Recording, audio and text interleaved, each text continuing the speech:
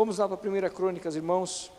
Nós vamos conversar um pouquinho hoje sobre 1 Crônicas, um texto que falou comigo essa semana, em um dos meus devocionais. Eu até enviei, não esse texto, mas um pequeno comentáriozinho a respeito desse texto no grupo do WhatsApp da igreja, e eu queria meditar então com você a esse respeito. Nós vamos ler todo o capítulo 13 de 1 Crônicas. Primeiro, as crianças podem subir para a escolinha, sim, podem ir. Estava todo mundo ouriçado no colo dos pais ali, e eu tinha esquecido, né? Ei, gente, mas não é fácil. 1 Crônicas, lá no Antigo Testamento, capítulo 13, nós vamos ler todo o capítulo, não são muitos, são 14 versículos, é assim, rapidão, tá bom? Vamos lá, 1 Crônicas 13, diz assim, ó: Davi consultou todos os seus oficiais, incluindo os generais e capitães de seu exército. Em seguida, dirigiu-se a toda a comunidade de Israel e disse: se vocês estiverem de acordo, e se for da vontade do Senhor, nosso Deus, enviemos uma mensagem aos israelitas por toda a terra, incluindo os sacerdotes e levitas em suas cidades, com suas pastagens, para que se unam a nós. É hora de trazermos de volta a arca do nosso Deus, pois descuidamos dela durante o reinado de Saul.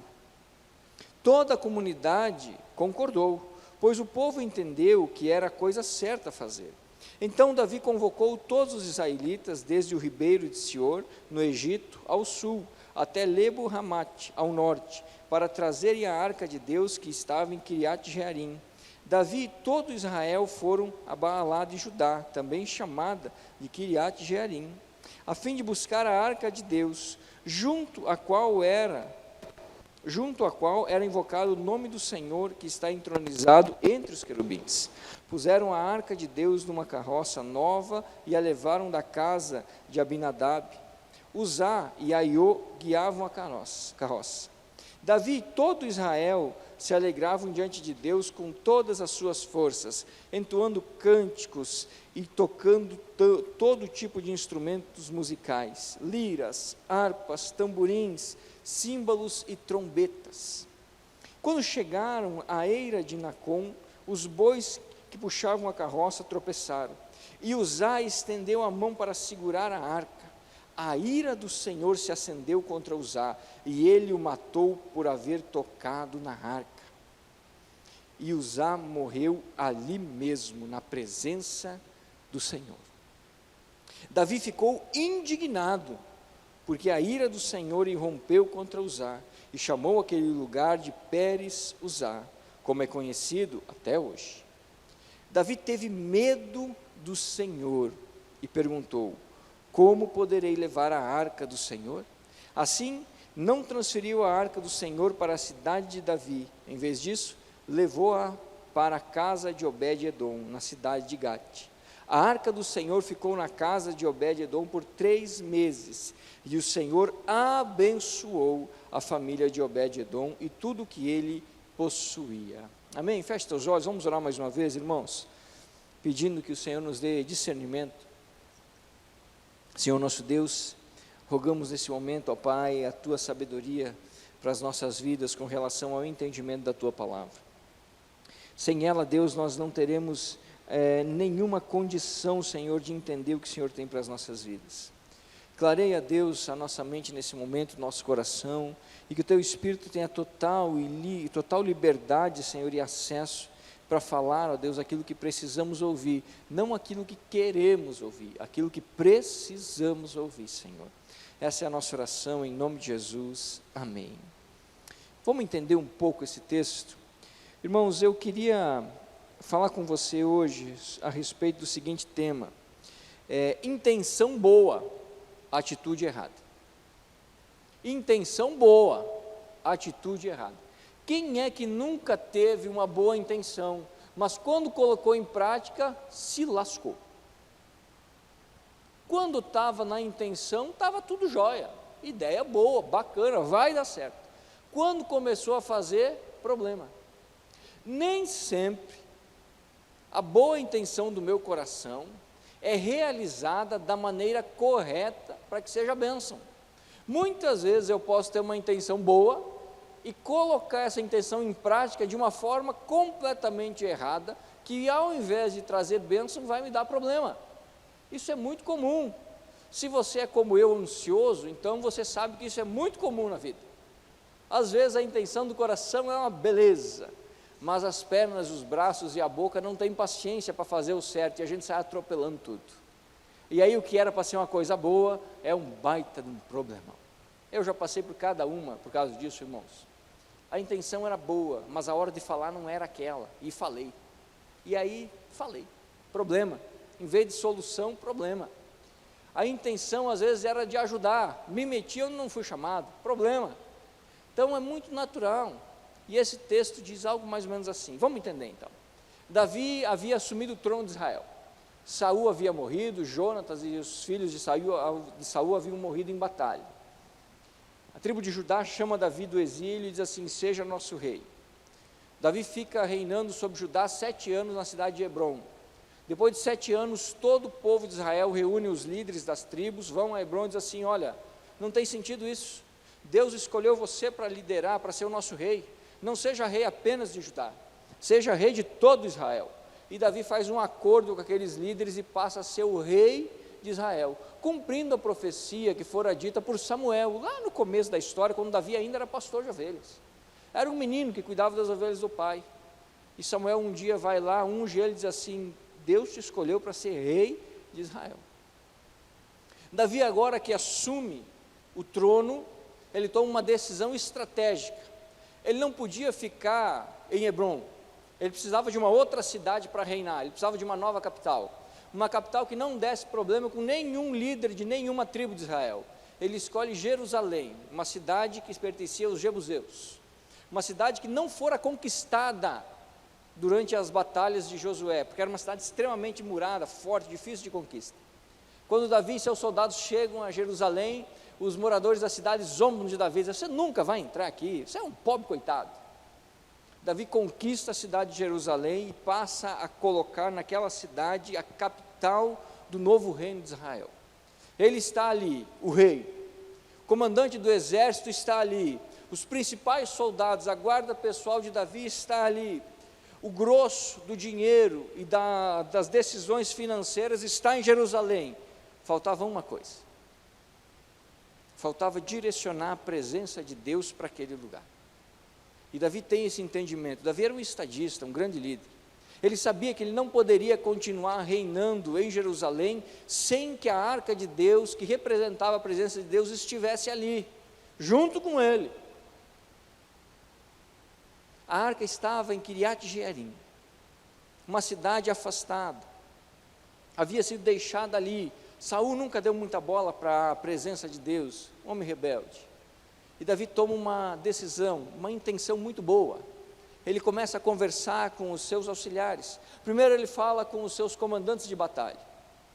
E ele, naquelas conversas assim: o que você acha? Nós poderíamos trazer a arca para cá. E todos os seus generais e comandantes assim: é uma boa ideia, é uma boa ideia, a arca seria muito boa, muito útil aqui. E Davi então passa a falar com os seus conselheiros de reino: o que você acha? Estava querendo trazer a arca, é uma boa ideia, a arca vai ser muito útil para nós, é bom trazer para cá. E Davi então reúne os líderes das tribos de Israel, homens importantes que representavam os seus clãs. E Davi diz assim: escuta, eu estou com uma ideia aqui, o que vocês acham? Estou querendo trazer a arca para cá.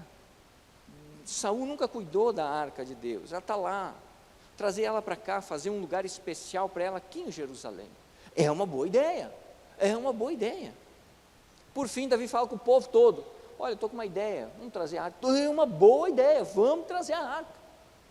E Davi então, encantado com a opinião das pessoas, ele diz assim: boa ideia, vou trazer a arca, vamos buscar.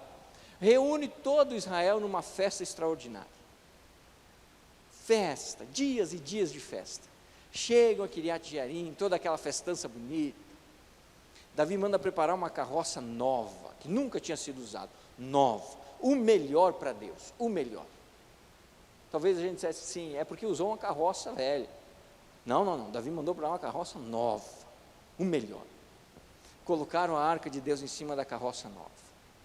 Todo mundo ali. 2 responsáveis para guiar os bois, para não ter problema. Uzá e Aiô. Eram os caras responsáveis. E festa. Música para lá, dança para lá, come para cá, música para lá, come para lá, e vamos tocando embora. E vai-se embora. De repente, quando chegam na eira é uma plantação de uvas, um vinhedo. Tá? Quando chegam na eira do sujeito lá, que me fugiu o nome agora, um estrado de terra, um buraco. A roda da carroça pega no buraco e a arca balança.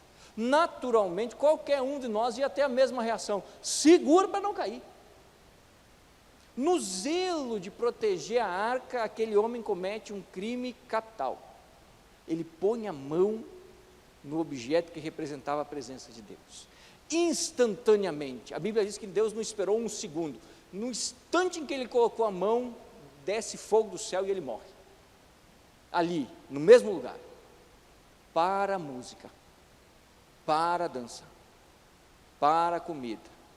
Não era para ter acontecido isso. E a Bíblia registra um negócio que a Bíblia nunca mais depois falou, pelo menos acerca de Davi. A Bíblia diz que Davi ficou indignado e ficou morrendo de medo de Deus pelo que tinha acontecido. Indignado porque é o sentimento natural meu e seu. A intenção era boa. Eu quero fazer o bem e agora acontece algo assim. É natural, irmãos, quando nós temos uma boa intenção no nosso coração, expomos a boa intenção no nosso coração, e quando não dá certo a gente fica indignado, porque a gente sempre acha que a culpa nunca é nossa, nunca é nossa. Davi naquele momento diz assim: mas o que é isso? Eu estou tentando fazer um negócio certo, trazer a arca para Jerusalém, carroça nova, o menino segurou para não cair no chão, e o menino morreu. Ele fica indignado com aquilo, mas instantaneamente ele também começa a perceber um negócio. Ele diz assim: espera aí, se Deus fulminou Uzá instantaneamente porque encostou na arca, eu não vou mexer nisso aí não. Ele diz assim: se eu não vou mexer nisso aí, como é que eu vou levar todo o resto da estrada, essa arca até Jerusalém? Quanto buraco tem nessa estrada? Quanto essa carroça vai balangar para os lados aqui? E outra, quem que vai querer arriscar de pôr a mão de novo? Diz assim: não, eu não vou levar para Jerusalém. Qual que é o lugar mais perto? Tem a casa de Obed-Edom, que é em Gate, ruma para lá. E diz o texto que levam a arca lá, largam na casa de Obed-Edom, que não tinha nada a ver com a história. De repente ele está lá com a arca de Deus, a presença de Deus na terra está lá na casa dele. E Davi vira as costas e vai para Jerusalém, indignado e com medo. E a Bíblia diz que Deus abençoa a casa de Obed-Edom de uma forma extraordinária. Bênçãos sem limites, porque onde a presença de Deus está, as bênçãos de Deus também estão. Glória a Deus por isso. Essa é a história, essa é a história. Num primeiro momento nos parece uma história simples,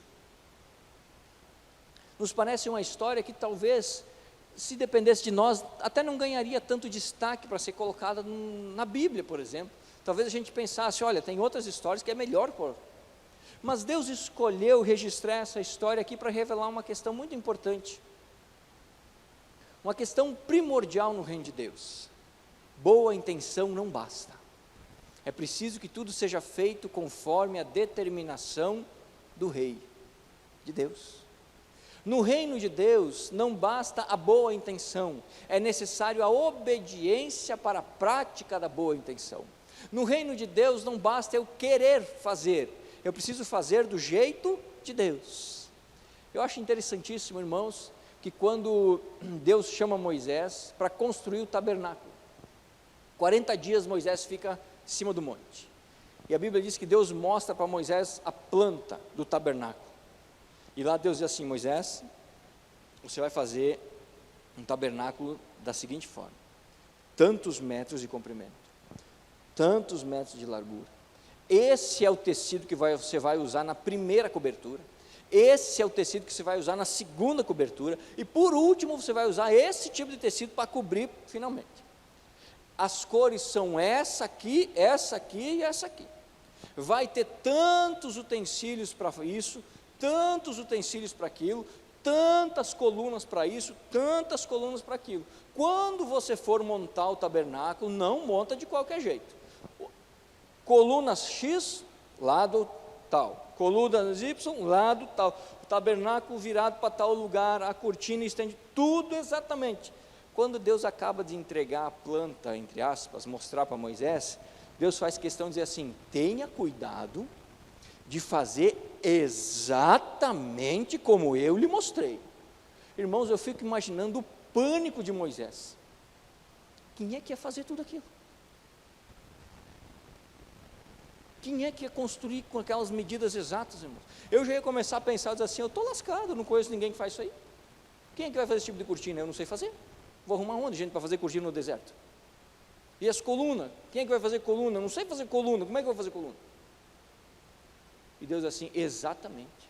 Mas o mesmo Deus que nos pede precisão de execução nas suas ordens, é o Deus que nos capacita a executá-las. Porque logo depois Deus diz a Moisés assim: eu capacitei fulano de tal tem o talento necessário para fazer tudo o que eu te pedi. Irmãos, se fosse eu descia e dava um beijo no cara, ia dizer assim: meu irmão, Deus te abençoe, você vai me livrar a minha, porque eu tenho um monte de coisa que Deus quer que eu faça, mas eu não sei fazer, e você tem habilidade para isso, então vamos trabalhar. Deus dá a capacidade para realizarmos aquilo que Ele nos pede. Agora, quando nós vamos fazer por nossa própria conta e risco, não podemos envolver Deus na história, não podemos envolver.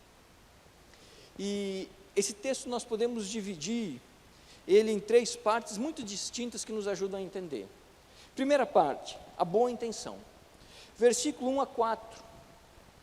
Ninguém questionaria a intenção do coração de Davi em trazer a arca para Jerusalém. Era uma intenção boa. Ele queria fazer o melhor. Ele até preparou um lugar em Jerusalém muito ajeitadinho para pôr a arca. Anos depois, o mesmo Davi olha para o seu palácio, e ele está morando num palácio muito bonito, diz a Bíblia, e um dia ele levanta e ele começa a olhar para o palácio, para o trono, para os aposentos onde ele morava, e de repente ele olha para a tenda onde ficava a arca de Deus, e ele diz assim: isso aqui está errado. Diz assim: eu que sou um pobre coitado, morando num palácio e Deus numa tenda, não, vou construir um templo. A intenção de Davi é boa. Mais uma vez Deus tem que se adiantar para Davi não fazer coisa errada. Deus manda um profeta e diz assim: Davi, não, espera aí, você não pode construir um templo, você é um homem de guerra, tem muito sangue nas tuas mãos, teu filho vai construir, você não. Mas a intenção de Davi era boa, o coração de Davi era um coração bom, era um coração adorador. Basta você olhar os Salmos, esse homem derrama a alma dele nos Salmos, é um dos maiores escritores dos Salmos. Ali ele fala dos pecados dele, dos defeitos dele, mas a maioria das vezes ele fala das grandezas e do poder de Deus. A intenção de Davi era boa, é inquestionável. Muitas vezes também no nosso coração é assim.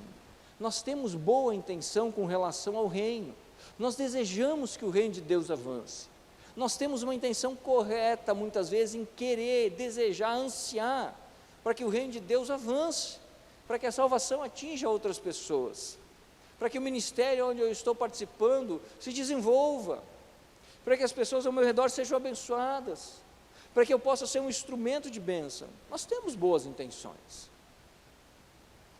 Em muitos momentos, o nosso coração ele não é tão diferente de Davi. Nós queremos o melhor para o Senhor, e queremos fazer o melhor para o Senhor. Mas o texto registra uma outra parte, que é a execução da intenção. Do versículo 5 a 8 você encontra a execução. Então Davi teve a intenção, eu vou fazer o bem, e agora ele diz assim: vou fazer e agora eu faço. Prepara tudo, compra uma carroça nova, manda fazer, novinha, os melhores bois que tinham, tudo do bom e do melhor, e ele leva até onde a arca está, põe a arca em cima, e vamos seguir viagem. A execução de Davi está errada. Ele não tinha direito, nem autorização de transportar a arca de Deus desse jeito. Não importa se a carroça era nova e se os bois eram os melhores, não era assim que deveria ser feito. E aqui nós aprendemos uma grande lição, irmãos. No reino de Deus, muitas vezes o meu melhor não serve, se Deus não quer que seja feito daquele jeito, naquele momento. A determinação de Deus para Moisés era que a arca sempre fosse carregada pelos levitas no ombro, jamais em carro de boi, e jamais alguém que não fosse levita poderia encostar na arca. Os levitas encostavam, os carregavam no ombro e andavam. Essa era a determinação de Deus. Humanamente falando, irmãos, vamos ser sinceros, o que é mais bonito? Uma bela carroça nova, toda enfeitada, com bois muito bonitos, a arca ali centralizada, ou 4, 5 sujeitos aqui carregando. Humanamente falando, é mais bonita a carroça. Mas qual que era a determinação de Deus? O sujeito carregando. Então, naquele momento, a carroça não servia. Naquele momento, a carroça não devia ter sido usada. Poderia ter sido usada para outra coisa, mas não para aquilo ali. Por quê? Porque Deus havia determinado como devia ser feito. Irmãos, quando eu tenho uma direção de Deus, eu não posso inventar, nem diminuir nada daquela direção. Porque Deus ordenou que assim fosse. Assim fosse. Então, toda vez que Deus nos dá uma direção, nós precisamos fazer somente e exclusivamente aquilo que Deus pediu, nem 1 centímetro a mais, mas nem 1 centímetro a menos. Não importa se na minha mente eu acho que tem uma forma melhor de fazer, se eu acho que na minha cabeça tem algum jeito melhor de fazer, não funciona assim, não funciona, porque o reino é de Deus, e precisa ser dirigido conforme a orientação do dono, do Senhor. Então, a intenção de Davi era boa, a execução era bonita, mas não era o que Deus havia mandado, não era. Vamos fazer uma conta agora, qual o resultado de uma boa intenção e de uma atitude errada? Desastre. Qual o resultado de uma intenção errada e de uma boa atitude? Desastre. Você só tem sucesso quando as duas coisas somam-se juntos, quando a intenção é boa e a execução é boa. Quando a atitude é boa, mas a execução é errada, tem desastre. Aí nós vamos ler do versículo 9 ao 14, o resultado da atitude de Davi. Primeiro resultado, um homem morto, sujeito morto. Uzá foi fulminado. Segundo resultado, pânico. Todo mundo que estava ali entrou em pânico. Ninguém queria mais mexer naquele negócio. Ninguém queria morrer. Medo de Deus. Terceiro resultado, indignação do coração de Davi, porque achava que estava fazendo o seu melhor. Entre aspas, nós poderíamos talvez conjecturar que Davi estava pensando o seguinte: Deus precisava ter aceito. A intenção era boa, eu fiz o máximo que eu pude, por que Deus não aceitou? Por que Deus não aceitou? Muitas vezes essa é a pergunta do nosso coração, irmãos. Muitas vezes nós fazemos exatamente isso. Nós temos a intenção boa, agimos de uma forma não direcionada por Deus e questionamos: mas por que o Senhor não aceitou? Eu fiz o meu melhor, eu agi, eu tentei fazer o máximo. Irmãos, nós precisamos aprender uma máxima no reino de Deus. Não é do nosso jeito, não é pelo que nós queremos, não é da forma que nós achamos melhor, é da forma que Deus orientou, é da forma que Deus direcionou, é da forma que Deus mostrou, é da forma que Deus está desenhando para que aconteça.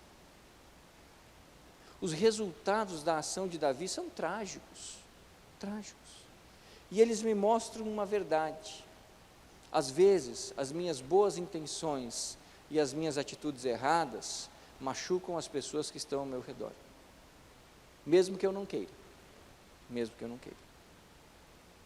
Machucam as pessoas que estão ao meu redor. Agora, a grande questão que nós precisamos entender em toda essa história é por que não funcionou. Por que Davi teve a atitude errada? Se você abrir o capítulo 15 de 1 Crônicas e observar o versículo 13, você vai perceber por que Davi entrou na enrascada que entrou. Capítulo 15, verso 13. A ira do Senhor irrompeu contra nós da primeira vez, pois não foram vocês, os levitas, que levaram a arca. Perceba agora, não consultamos a Deus sobre o modo apropriado para transportá-lo. Davi falou com os generais e os comandantes. Davi falou com os conselheiros do rei. Davi falou com os líderes das tribos. Davi falou com o povo. Davi só esqueceu um detalhe, de falar com o dono da arca, que era Deus. Todo mundo achou a boa ideia, e todo mundo aprovou, mas Davi não consultou aquele que havia organizado todas as coisas, e Davi foi lá fazendo. Davi fez com o respaldo dele, do comando do exército, dos conselheiros e do povo. Davi não fez aquilo com o respaldo de Deus. Toda vez que eu faço alguma coisa sem o respaldo de Deus, eu não posso me queixar das consequências. Não posso me queixar. Porque se eu não convidei o Senhor para ouvir o que Ele tem a falar a respeito daquilo, por que é que quando a coisa aperta eu vou correr e pensar que Ele tem que dar jeito naquilo que eu fiz de errado? Esse é o nosso pensamento, não é assim? Eu tenho uma história, eu já contei várias vezes para vocês, mas eu vou contar demais porque ilustra o negócio. De um conhecido meu que fez um péssimo negócio. Ele tinha uma casa, já contei, né? Tinha uma casa na praia e vendeu a dita da casa, trocou a casa por uns apartamentos. E o sujeito da construtora, rapaz, derrubou a casa dele, colocou uns pilares lá e fugiu com o dinheiro, se mandou. E o homem ficou sem casa, sem apartamento, se lascou todo. E eu um dia encontrei ele, eu disse: ei, rapaz, como é que está? Ele falou: levei-lhe uma, eu disse: me conte. Você estava orando para Deus, eu disse: Senhor, minha casa, tantos anos de trabalho pela minha casa, olha hoje. Eu disse: o que Deus falou? Ele baixou a cabeça e disse assim: Deus me falou o seguinte assim: na hora de fazer o negócio, você não me consultou, agora o que eu tenho a ver com o assunto? Davi, irmãos, Davi consultou todo mundo, só não falou com Deus. Irmãos, isso não, eu não sei, mas eu me identifico muito com essa história, porque muitas vezes eu sou bem parecido com Davi. Eu converso com o fulano que é especialista num negócio, com o Beltrano que entende de outra coisa, com o ciclano que entende de outra coisa, com o cara que gosta do conselho dele, com o outro que é sábio, converso com ele, de repente assim, não, é aqui mesmo. Se eu não me policiar, nem oro, eu oro a respeito do assunto. Às vezes a gente tem uma facilidade de deixar Deus de fora, até mesmo dos assuntos que são do próprio Deus,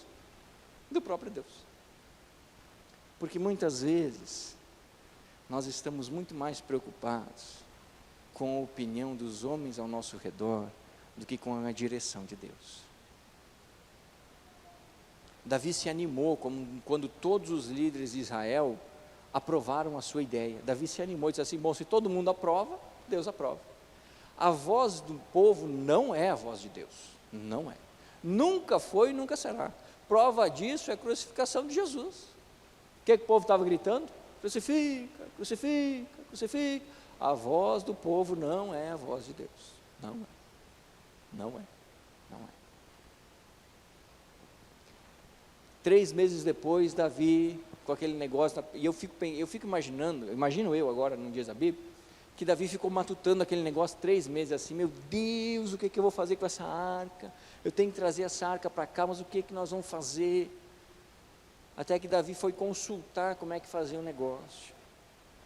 E quando ele descobre, ele chama os levitas e diz assim: ó, nós erramos, eu errei, mas vocês também erraram porque ninguém me falou nada. Então agora é o seguinte: só vocês vão encostar nessa arca, porque foi assim que Deus mandou para Moisés. Se nós não consultamos Deus antes, e por isso nós entramos na fria, agora vocês carreguem esse negócio, e nós vamos buscar a arca. Agora Davi tinha a intenção boa e o respaldo, e a atitude correta. Qual foi o resultado? A arca chegou em Jerusalém. A arca chegou em Jerusalém. Quando você une a boa intenção com a direção correta, o resultado é a bênção. É a bênção. Quando nós queremos encurtar o caminho, nós entramos em uma fria. Irmãos, o que esse texto nos ensina? Algumas lições, bem rapidamente. Em primeiro lugar, eu não posso viver só de boa intenção. Aquela desculpa de dizer, mas eu tinha boa intenção. Isso não serve, isso é desculpa. Como diz o ditado popular, de boa intenção o inferno está cheio, está cheio. Eu não posso viver de boa intenção.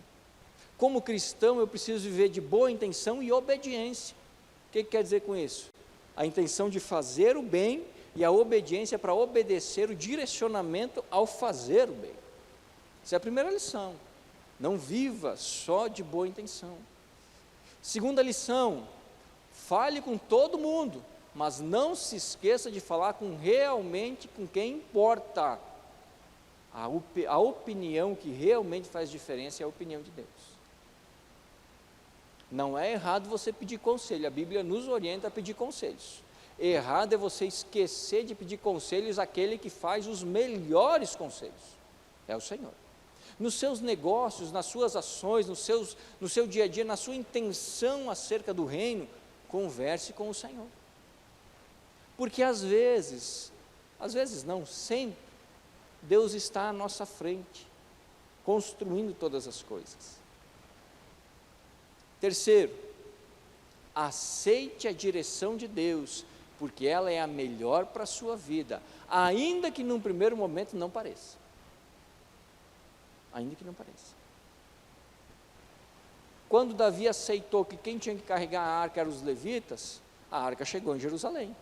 E ele entrou festejando em Jerusalém, a nação inteira festejou a bênção de Deus. Muitas vezes, irmãos, nós queremos teimar. Nós fazemos todos os passos, escutamos a voz de Deus, mas o que Deus nos fala, às vezes nós não queremos aceitar. E queremos permanecer tentando fazer do nosso jeito. E aí a gente quebra a cara também. Quebra a cara também. Ouça a voz de Deus. E faça somente aquilo que Deus lhe pediu. Última lição, talvez a mais importante de todas. Nós fomos chamados à obediência. Deus nos pede que obedeçamos. Somente isso. Então, se Deus falou para você ir até aqui, vá somente até aqui. Se Deus falou para você ir até lá, vá somente até lá. Porque se Deus falou, faça. Eu lembro de um dia que um rapaz chegou no final do culto para mim, ele disse assim, pastor, o que a igreja está precisando? Eu disse, como assim o que a igreja está precisando? Ele disse, não, porque Deus me falou que dá o que a igreja está precisando. O que a igreja está precisando? Eu falei, não é negativo, companheiro. Não vem jogar para cima de mim esse negócio não. Se Deus falou para você alguma coisa, Ele falou o que tem que dar. Não falou? Falou. Então faz só o que Ele falou, irmão. Eu não vou falar nada. Já pensou eu me meter no meio e dizer, vamos escolher isso aqui e não é aquilo? De jeito nenhum. Eu disse, negativo, companheiro. Se Deus falou para você abençoar a igreja, Deus falou com o que abençoar? Ele não ia dizer assim, procura o pastor, e o pastor faz o que o pastor pediu. Eu disse, não, eu para cima de mim, não, eu não vou falar nada, companheiro. Se Deus falou com você, falou, o que Deus falou? Falou tal coisa. Eu disse, então pronto, assunto encerrado. Você sabe o que Deus te pediu, faça, pronto, problema resolvido. Bênção, bênção. Obediência, irmãos, obediência.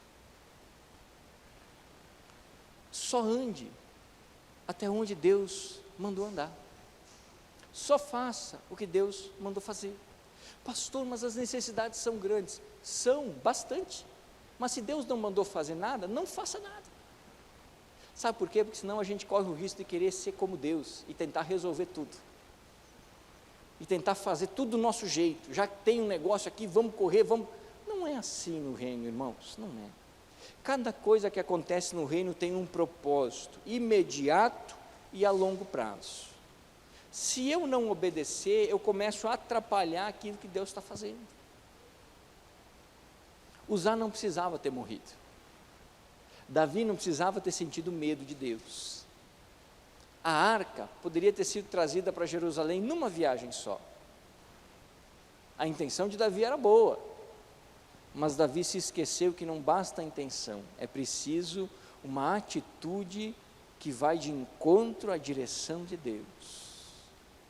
Por isso, irmãos, que é importante a oração, que eu aprendo a reconhecer a direção de Deus na intimidade, e a intimidade é construída na oração. Sabe por que a maioria das vezes nós temos boas intenções e atitudes erradas? Porque nós não conseguimos entender o que Deus está nos dizendo, e não entendemos o que Deus está nos dizendo porque oramos pouco, não temos intimidade suficiente. Se não temos intimidade suficiente, a montoeira de vozes na nossa cabeça não nos deixa ter certeza daquilo que Deus está falando, e aí o que nós temos que fazer? Chutar,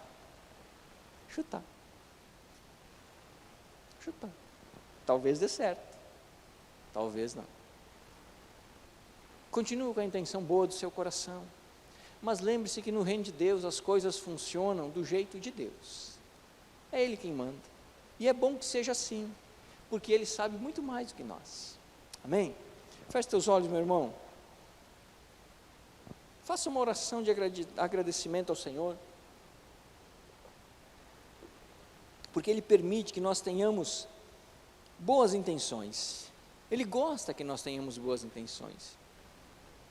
Mas também faça uma oração aí na sua cadeira, no seguinte sentido de você entender o direcionamento de Deus. Não faça nada além daquilo que Deus colocou para que você fizesse. Se mova se Deus mandar se mover. Pare se Deus mandar parar. Faça o que Deus mandou fazer. Nem um centímetro a mais, nem um centímetro a menos. Sujeite os desejos do seu coração à vontade de Deus. Às vezes a sua intenção é boa, mas não é o que Deus quer naquele momento. Então guarde. Quem sabe mais para frente Deus permita que aquilo aconteça. Quem sabe não. Ele é o Senhor, nós somos os servos, diz a Bíblia. Sujeite as intenções da sua vida ao Senhor. Deixe que Ele bata o martelo. Ele sabe decidir muito melhor do que nós. Ele compreende todas as coisas muito melhor do que nós. Senhor nosso Deus, estamos aqui na Tua presença, agradecidos a Deus por esse culto, por cada irmão que está aqui. Pedimos a Deus a Tua bênção pelos irmãos que não puderam vir, aqueles que estão viajando. Que o Senhor coloque a Tua mão poderosa de graça, sabedoria. Que o Senhor venha, Deus, com providência na vida de cada um deles. Abençoa-os, ó Deus, abençoa as nossas vidas que estamos aqui. O Senhor sabe que nós somos meio confusos, o Senhor sabe que nós somos meio atrapalhados, bastante atrapalhados na verdade. Às vezes a gente é meio afobado, quer fazer tudo de uma hora e a gente não tem a paciência de colocar diante do Senhor para buscar a direção de como fazer. O Senhor nos abençoe. Nós queremos ter um coração bom como o de Davi, um coração com boas intenções, mas nós queremos, ó Deus, ter a sabedoria de buscar em Ti a direção, sem sair fazendo, feito loucos. Nos dá a direção, ó Deus, nos dá a direção do que fazer, como fazer, ó Pai, porque nós queremos executar a Tua vontade, não a nossa. Ensina-nos, ó Deus, nós estamos dispostos a aprender. Perdoa a nossa afobação, a nossa ansiedade, ó Deus, nos guarda na Tua presença. Nós bendizemos ao Senhor e glorificamos o Teu nome. Vem com a Tua mão, ó Deus, nos ajuda. Nós Te agradecemos, entregamos essa semana ao Senhor, agradecidos pela semana que passamos e alegres pela semana que estamos entrando. Teremos problemas, certamente que sim, dificuldades, certamente que sim, Mas uma coisa é certa, o Senhor estará conosco em todos os momentos, e nos alegraremos, ó Deus, nas conquistas, choraremos nas derrotas, mas o Senhor estará conosco, aleluia. Isso nos basta. Protege, Deus, as nossas vidas, protege, Deus, os nossos trabalhos, faz o teu povo prosperar, abençoa as famílias, as crianças, ó Deus, em nome de Jesus, amém e amém. Glória a Deus.